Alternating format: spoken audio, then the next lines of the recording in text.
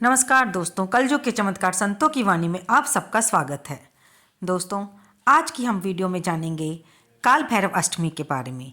काल भैरव जी का जन्म माघ शीर्ष मास की कृष्ण पक्ष की अष्टमी को प्रदोष काल में हुआ था, इसलिए उनकी पूजा मध्याह्न व्यापनी अष्टमी पर करनी चाहिए, यानी कि दोपहर के बाद। काशी नगरी की सुरक्षा का भार काल भैरव को सौंपा गया है, इसीलिए वे काशी के कोतवाल कहलाते हैं। शिव पुराण के अनुसार माघ शीर्ष के कृष्ण पक्ष की अष्टमी को उनका अवतार हुआ था। शास्त्रों के अनुसार भारत की उत्पत्ति भगवान शिव के रुद्र रूप से हुई थी। शास्त्रों के अनुसार भारत की उत्पत्ति भगवान शिव के रुद्र रूप से हुई थी। बाद में शिव के दो रूप उत्पन्न हुए, प्रथम को बटुक भैरव और दूसरे को काल भैरव कहते हैं।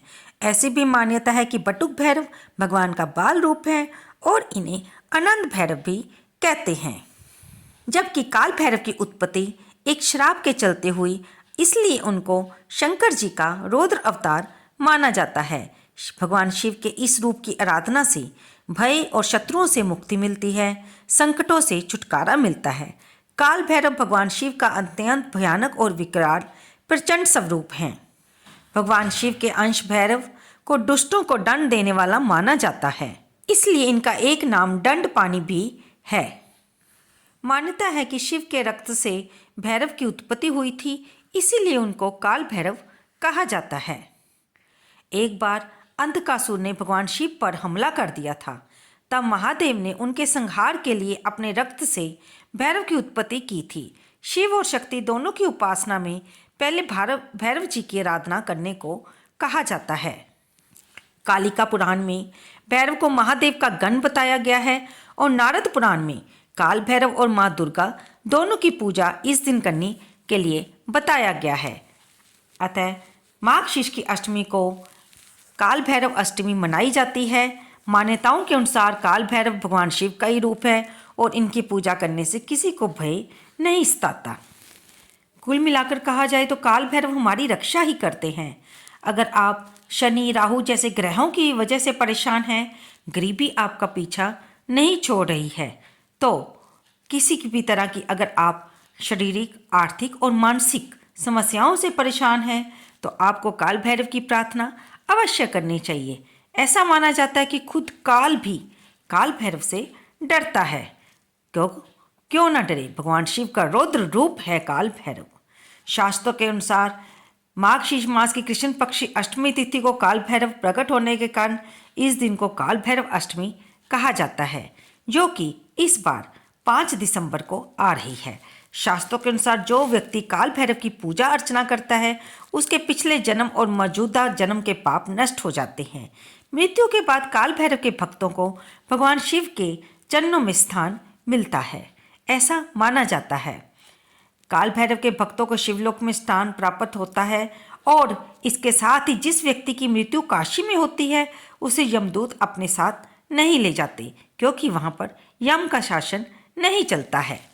काल भैरव की पूजा करने वाले व्यक्ति पर कोई भूत पिशाच हावी नहीं हो सकता और इस दिन तो इनकी पूजा करने से वह प्रसन्न होते हैं। आप काल भैरव की पूजा करने के लिए दिन रात के 12 बजे काल भैरव के मंदिर में जाकर सरसों के तेल का दीपक जलाएं और उनको नीले रंग के फूल चढ़ाएं, क्योंकि उन्हें नीले रंग के फूल अति प्रिय हैं। इस तरह से आप काल भैरव जी की पूजा कर सकते हैं। और अगर आप अपनी किसी मनोकामना को पूरा करना चाहते हैं, तो किसी पुराने काल भैरव के मंदिर में जाकर वहां पर साफ सफाई करें और काल भैरव जी को सिंदूर और तेल का चोला चढ़ाएं। शनिवार के दिन रात में 12 बजे काल भैरव के मंदिर में जाकर उन्हें दही और गुड़ का भोग लगाइए। आप पर उन पर कृपा अवश्य बरसेगी।